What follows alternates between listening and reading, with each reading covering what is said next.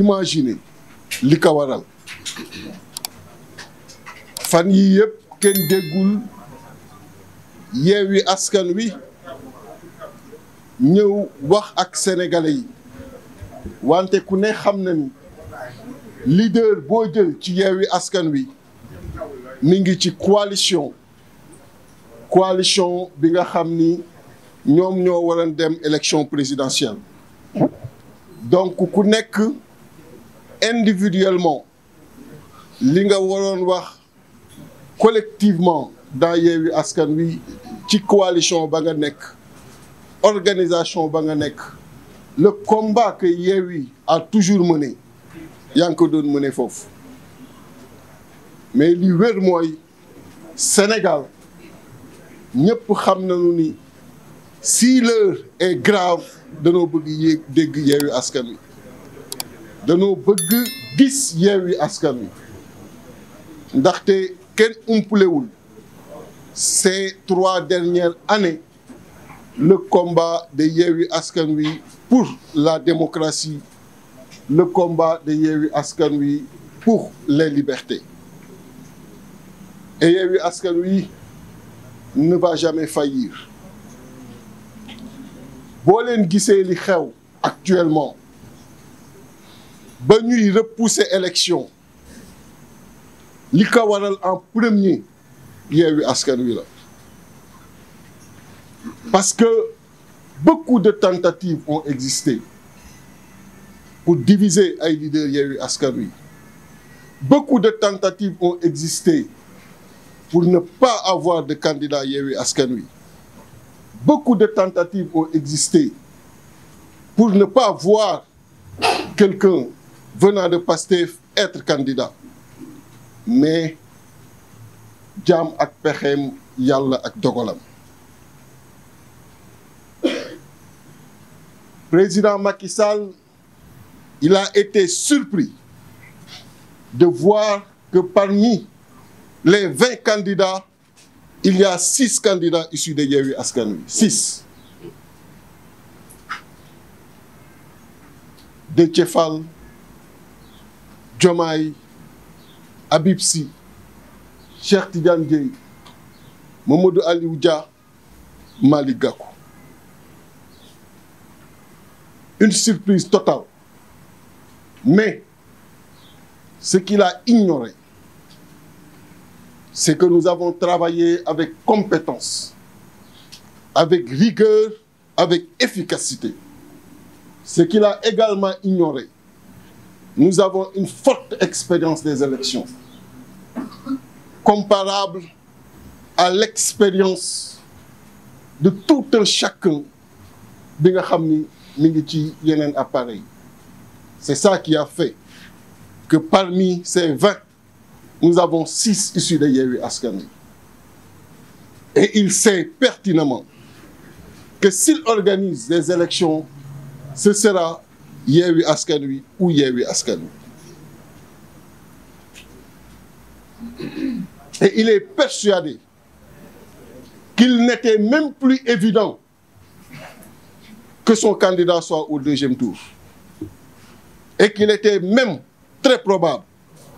que 2 candidats de Yewwi Askan Wi soient au 2e tour. Et c'est ça, la vérité,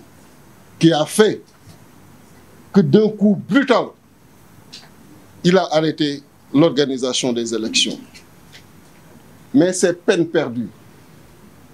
C'est peine perdue parce qu'ils sont des millions de Sénégalais yi nga xam ni nooyi wuñu gëmuñu lu dul Yewwi Askan Wi. Parce que on a été là, toujours là, à leur côté. On a bravé le gaz lacrymogène. On s'est sacrifié, on a donné notre vie pour la nation. Amuñu jotu leneen, amuñu jotu keneen lu dul jotu li nga xam ni moom la askan wi bëgg. Looloo tax askan wi jox ñu cette confiance. Looloo tax mu xam ni organiser nañu élection mooy Yewwi wala Yewwi jël na ko. Mais loolu waru ko mën a yóbbee muy dàq ay élection ñu taxaw di seetaan dàq ay élection ñu taxaw di seetaan mbiru chaque sénégalaise la ak chaque sénégalais et c'est un combattant qui vous parle mbir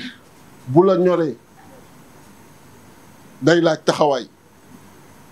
mbir bu la ñoree day laaj jéego. Le président Macky Sall a fermé la bonne porte de l'histoire le concernant. C'est quelqu'un aujourd'hui qui a délibérément choisi la petite porte de l'histoire. Alors que malgré la mu jotoon def ku nekk naqarlu ko nit ñi gëmm ci à la fin ni ko organiser l'élection nga dem mu mënoon organiser élection yooyu dem mais mu plonger le Sénégal dans un chaos indescriptible ku xam réew ni muy tëddee ni mu bindoo xam ni le pays est économiquement paralysé parce que boo demee ba perdre la confiance des investisseurs qu'ils soient nationaux ou des investisseurs étrangers xam nga ni amatoo issue. Et est-ce qu'il a le droit aujourd'hui avec ku nekk la nga def ku nekk taxawaay ba nga am ku nekk li nga jot a dugal biir Sénégal pour bànneexu boppam coobare boppam mu paralyser tout un pays jël 18 millions de Sénégalais qui ont toujours été respectés partout dans le monde foo mën a nekk ci biir réew ak bitim réew ñu respecté la mu jël ce respect là aujourd'hui tàggatengeel ko ba nga xam ni kenn mënatul jël chaîne booy seetaan te doo gis ñuy chahuter le Sénégal. Il n'a pas ce droit-là et on ne lui laissera pas ce droit-là. Nous remercions tous les partenaires yi nga xam ni ñoo ngi agir ñoo ngi wax que ce soit les États-Unis la CEDEAO l'Union européenne képp ki nga xam ni yaa ngi yëkkati sa kàddu nous te remercions mais que chaque Sénégalais yokku taxawaayam parce que in fine le président Macky Sall bu gisee ci ñun détermination bi war dina xam ni lii mu bëgg mënul ne te li mu bëgg dafa warul ne parce que cette tradition démocratique que nous avons da ko dépassé moom da ko jiitu moom te da koy romb moom donc mënu ko définir mënu ko rebelote et nous lui disons très clairement d'organiser proprement son départ le 2 avril de l'organiser proprement parce que loolu mooy sagam loolu mooy li koy taaral parce qu'à partir du 2 avril nous l'avons dit et répété il ne sera plus considéré comme le président de la République du Sénégal et bu gisee ces fortes pressions qui fusent de partout war na xam parce que c'est un politicien que le vent de l'histoire mi ngi ko fiy ba war na xam de façon très claire que li jotoon am mënatul am Yewwi Askan Wi comme d'habitude va mener la lutte Yewwi Askan Wi va mener le combat pour la démocratie, pour les libertés. On ne peut pas accepter en 2024 qu'on retire à un organe de presse sa licence, que nous suspendre à un organe de presse, c'est inadmissible dans ce Sénégal-là. Et loolu Yewwi Askan Wi du ko seetaan On fera tout ce qui est nécessaire d'ici le 2 avril. daan ko continuer di ko wax président de la République jusqu'au 2 avril parce que loolu la ko constitution bi dox mais bu 2 avril weesoo il ne le sera plus. Il n'a qu'à prendre les dispositions aujourd'hui pour que l'élection se tienne et que Sénégalais yi ñi ñu tànn ñëpp xam ko mu Yewwi Askan Wi ñu gagner élection yi. di wax aussi que képp kuy militant wala militante Yewwi Askan Wi ak foo mën a ne ci biir adduna bi ne vous laissez pas entraîner par la division. Au moment du combat, il faut souder les rangs. bañ a déglu ay sos bañ a déglu ay yàq parce que Yewwi Askan Wi ca la ma xam ay góor ñoo fa ne ñi nga xam ni ñoo tànnal seen bopp des ci opposition alors que mënoon nañ def leneen duñu jëw duñu wax ci ginnaawu nit lu ñuy wax dañ koy assumer directement et proprement et en face bu leen kenn dugal division ku leen ciy dugal rek xamal ni kooku mi ngi xeex contre combat bi ñu nekk mi ngi xeex pour indi la division ñetti at a ngi nii ku nekk ci ñun ñoo ngi lay bëgg jaxase keneen ñetti at a ngi nii amul lu ñu deful pour diviser man ak le président Ousmane Sonko mais ils n'ont pas réussi et c'est pas aujourd'hui qu'ils vont le réussir parce que xam naa luy union des forces et des cœurs surtout quand il s'agit de faire face au régime et au président Macky Sall. Restez soudés plus que jamais ku leen bëgg indil division xam leen ni moom mooy l'ennemi de ce qu'on est en train de faire et combattez-le farouchement parce que des fois ils nous infiltrent et combattez-les farouchement parce que fii ñu nekk nii taxawaay bu nit taxawul fu nit flanché jox nga porox ndolu le président Macky Sall et il ne faut pas le lui permettre du tout. Les initiatives sont nombreuses et elles sont à saluer parce que ku yëkkati ni dama bëgg xeex dama bëgg taxaw pour suñu démocratie félicité et Yewwi Askan Wi comme ni mu ko mos a defee toujours va s'ouvrir à toutes ces initiatives et déroulera un plan d'action. Un plan d'action qui fera que le président Macky Sall respectera le calendrier électoral. Et amul engagement bu ñu mës a jël te respecté wuñ ko. Et cet engagement tàmbali na est mis en place. La présidente Aïda, quand elle prendra la parole, reviendra sur ça. Mais pour vous dire que vous avez été nombreux à demander la présence, la remobilisation de Yewwi Askan Wi. Nous sommes là, collectivement, bien que individuellement nous n'avons jamais été absents. Parce que dans notre stratégie, il était dit, admis, que chaque candidat avait la possibilité de mettre sa coalition et de mettre en branle l'esprit Yewwi Askan Wi. C'est cet esprit, avec comme soubassement la rigueur, la méthode, l'intelligence qu'on connaît des leaders de Yewwi, qui a fait qu'à sa grande surprise, sur les 20 candidats, le président Macky Sall s'est retrouvé avec 6 issus de Yewwi Askan Wi, que sont Déthié Fall, Diomaye, Habib Sy, Cheikh Tidiane Dièye, Mamadou Aliou Dia et Malick Gakou. Et ça a été une très grande surprise pour lui. Parce que il savait bel et bien qu'en organisant ces élections, c'est un candidat de Yewwi Askan Wi qui allait devenir le prochain président de la République. Et même qu'il n'était plus évident que son candidat soit au deuxième tour. On pourrait même avoir un scénario où ce seraient deux candidats de Yewwi Askan Wi qui s'affronteraient au deuxième tour. Ça a été un cauchemar pour lui. Un cauchemar qui l'a amené à mettre le frein sur un processus électoral qui ne lui appartient pas,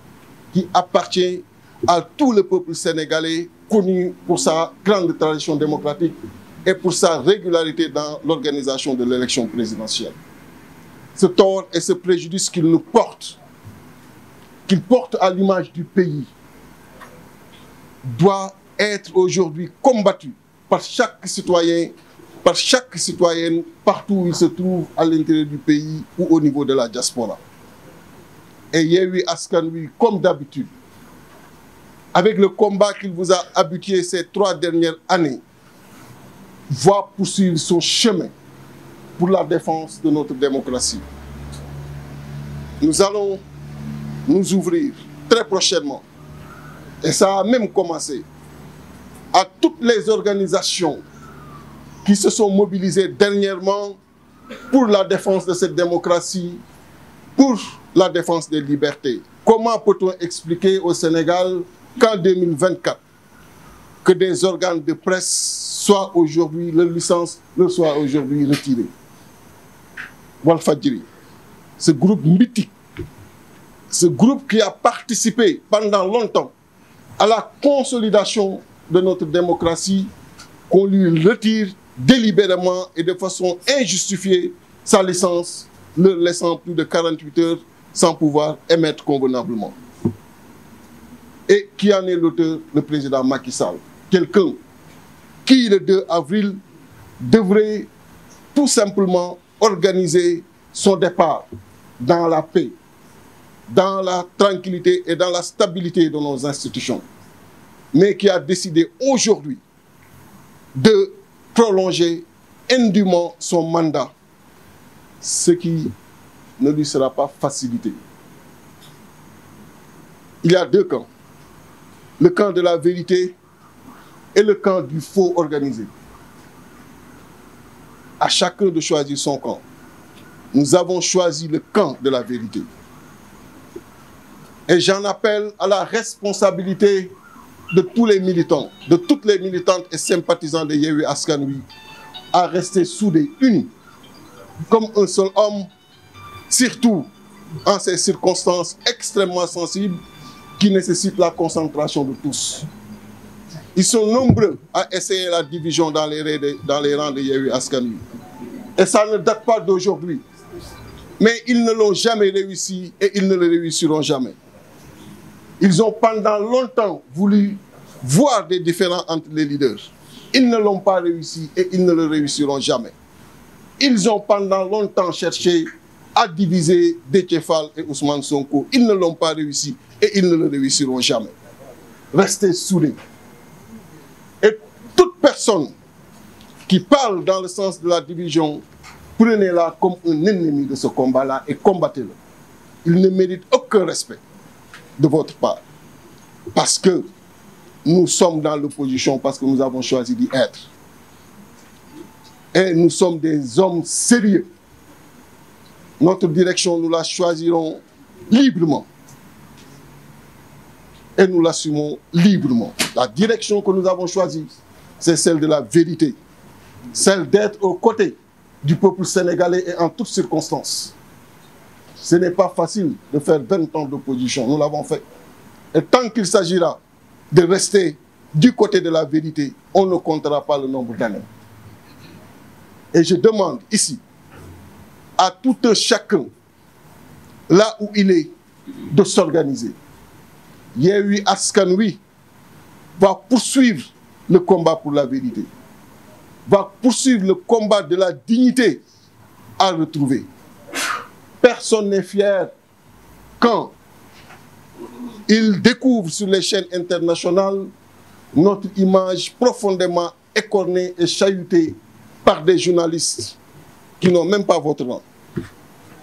qui n'ont pas votre dignité, mais qui se plaisent aujourd'hui à chahuter notre pays. Parce que le président Macky Sall a décidé, lui seul, à partir de son stylo, de s'offrir un mandat que le peuple sénégalais ne lui a pas donné. Donc, pour terminer, je lance un appel à tout un chacun pour le plan d'action qui sera incessamment déroulé en vue de la défense de notre démocratie, en vue de la défense des libertés. Je vous remercie. ñu ngi leen di gërëm parce que toogaay bi yàgg na te yéen a ngi ko def ak patience wante léegi mu jeex te ci seen liggéey la li ngeen def fan yi moo gën a metti ñu di leen ci massaw maa ngi doon entrer en contact ak Absa Anne ba léegi la ma rappelé parce que loolu duñ ko bàyyi dinañ seet les voies et moyens pour topp ñi nga xam ne ñoo ko doon brutaliser dans l'exercice de ses fonctions jigéen buy liggéey accepter di liggéey dem di liggéey liggéeyam boobu ku ko ci waxul jaaraama aussi mënatoo ko sonal loolu moo tax ñun itam ñu ngi nekk ak yéen di réaffirmer suñu ànd ak yéen tey nag ñëw ngeen wuyu si Yewwi Askan Wi ci wuyu bu am solo bu ñu apprécier mais dañ bëggoon ngeen may ñu rek ñu jaale xale yi nga xam ne ñoo fi jóge di ko jaale seen famille di massawu ñi blessé di leen ñaanal wér di leen massawu yéen journalistes yi ak ñëpp ñi nga xam ne brutalisé nañ leen waaye nag ngeen may ma nag ci turu Yewwi Askan Wi ci turu askanu Sénégal ci turu ñëpp ñi nga xam ne ñu ngi sonn ci état de droit ñu gërëm nag suñu ay député féliciter leen rendre leen hommage massawu leen ci coono yi nga xam ne moom la ñu daj keroog te man de damay sant yàlla parce que def naa 15 ans assemblée mais dama ne leen loolu bu ma fa fekkoon dañ may rey ndax du dëgg du yoon te lu dul dëgg du yoon rek moom la ñu président Macky Sall habituel ngeen ñëw tey wuy si Yewwi Askan Wi ak ay composantam yëpp groupe parlementaire boobu moom laa doon gërëm léegi ay maire am ay conseiller am Yewwi Askan Wi ak ay candidat am yi war a dem le 25 février Yewwi Askan Wi ak ay candidat am spoliés waaye spoliation boobu du tax ñu naan dañuy installer le chaos Yewwi Askan Wi su fekkoon ne buñ ko attalee ñàkk rek mu installer le chaos kon mu def ko en avril 2022 en avril 2022 ku nekk xam na ni arbitrairement la ñu rejeté suñu liste taxul ñu installer le chaos bi ñu protesté ñu may ñu liberté lu rare le 8 juin ñu def une mobilisation de tonnerre àddina si yëpp di ko wax mayetuñ ñu ko le 17 bi ñu bëggee mobiliser les forces vives de la nation ñëw seet si ñu ñëpp ñëw wax ak ñun acteurs yëpp ñëw wax ak ñun dañoo teg ci suuf parce que ñun luy yàq Sénégal duñ ko def luy yàq démocratie duñ ko def loolu moo tax tey duñu nangu ñuy bafouer la démocratie Yewwi Askan Wi est contre toute forme de report surtout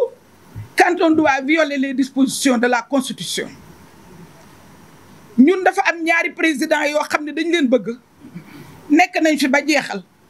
muy président Abdou Diouf ak président Ablaye Wade président Abdou Diouf dañ ko tuddee woon gardien de la Constitution président Ablaye Wade ñu tudde ko le démocrate waaw ñooñu nag man de bëggoon naa ñu wax ma door a gëm bu nu waxoon ma gëm leen waaye dama jàpp ni comme ñoom dañu nuancé te loolu lañ leen caractériser dañu wax ak président te président jotul message bi Abdou Diouf daf ni président ni ma nekkee woon parce que mag booy yedd sa morom danga naan ko bu doon ni ma nekkee woon gardien de la constitution noonu nga nekkee gardien de la constitution garder la constitution préserver la constitution sàmmal la constitution loolu la ko Abdou Diouf wax président Abdoulaye Wade ni ko defal démocratie boo jeexalee dem parce que rendre nañu compte ni depuis le 3 février le peuple sénégalais dans toute sa globalité s'est dressé comme un seul homme. Le peuple sénégalais n'acceptera pas qu'on use de quelque subterfuge que ce soit pour se maintenir au pouvoir. Le peuple sénégalais se mobilise et se mobilisera davantage. C'est pourquoi Yewwi Askan Wi,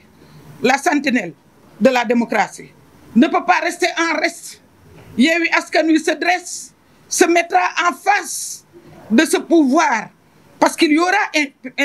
imposture. Si au 2 avril, il ne remet pas le pouvoir, il y aura bel et bien imposture, on se mettra en face pour arrêter cette imposture.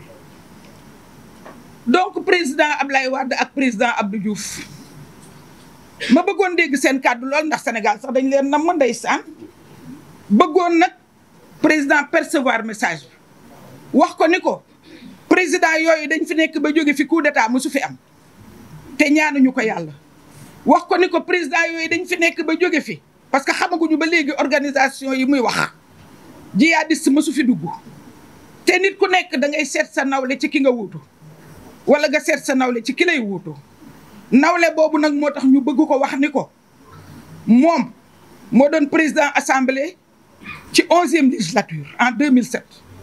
pour que mu mën a nekk ci 11e législature au moment où certains pays africains nekkoon ci ay 3e législature ak 4e législature c'est que Sénégal dafa amul woon coup d'état ba tey je touche du bois ñoom ay ñii nekk 14e législature Sénégal di ko bàkkoo mu nekk président assemblée ma nekk vice-présidente ñu dem parlement européen nit ñi di ko tagg ci li Sénégal nekk ci à ce niveau de démocratie ñu dem Burkina Faso Marc Kaboré invité ñu di ko tagg ci li Sénégal nekk exemple ñu di ñu invité à travers le monde parce que Sénégal pays de démocratie la waay boo lekkee ci ndab ubal ba mu jekk loolooy teraanga ndax da nga bëgg keneen effectivement ñëw bokk ak yow ndab li loolu moo tax Yewwi Askan Wi nekk ci warugaram moo di ñu ànd ak peuple sénégalais bañ bépp report ndax li nga xam ne moo xew ci Yewwi Askan Wi encore une fois exception wu Yewwi Askan Wi la est-ce que exception wu Yewwi Askan Wi la mooy peuple bi na la ñor exception wu Yewwi Askan Wi mooy fàtteel sa bopp exception wu Yewwi Askan Wi mooy xamuñu luy opportunisme exception wu Yewwi Askan Wi mooy li nga xam ne moom la peuple bi bëgg parce que peuple bi benn baat la am peuple bi muñ na les restrictions de liberté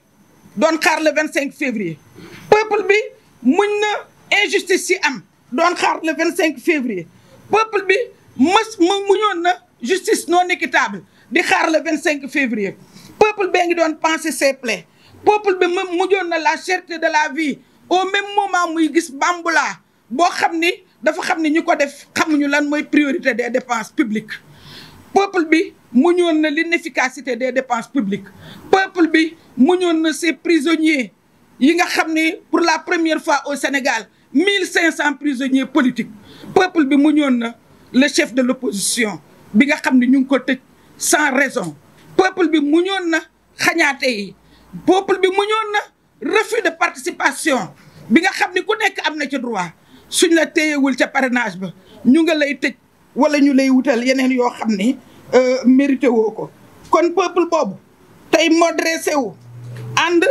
ak Yewwi Askan Wi Yewwi Askan Wi di leen dig ni leen ñu ngi ci seen wet Yewwi Askan Wi di leen dig ni leen dinañ ko xeex dinañ ci ànd ak yéen te nag taluñu dara am na luñ ñu bërëxal léegi di ñu ko laaj loolu talaguñ ko report bi la ñuy wax pour que report boobu